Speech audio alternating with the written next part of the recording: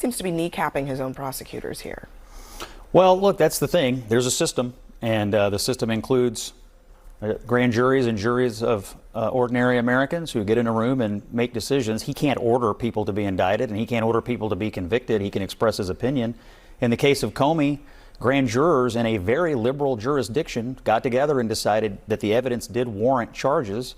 Comey will go to trial, and then a jury of his peers will decide whether he is guilty or not. The president can't do anything about that. He can make commentary on it. I'm not sure if it's wise or not wise to do that, or if it will matter at all. But ultimately, I'll just say what Jim Comey said when Donald Trump was indicted. It's a good day for the rule of law because we have a system, and the system is in place, and the system is working as it was designed, with average, ordinary Americans making decisions about how our laws will be enforced.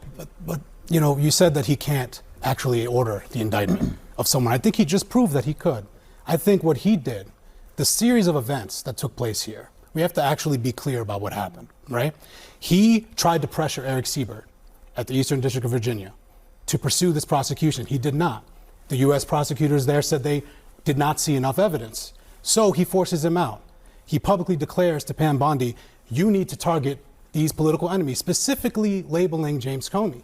And then, right after that, installs Lindsay Halligan, a former insurance lawyer with no prosecutorial experience, to go in there, and then within days, Comey's indicted. Even after rank and file prosecutors, they gave her a declination memo that said, this is why we don't think there's enough evidence. So I don't think this is just the process playing out. I think this is Donald Trump explicitly abusing his power and directing a prosecution of a political enemy. You said we have to be very clear about what happened, and then you left out the most critical part, where a prosecutor has to go into a grand jury, present the evidence, and make the case why charges are warranted.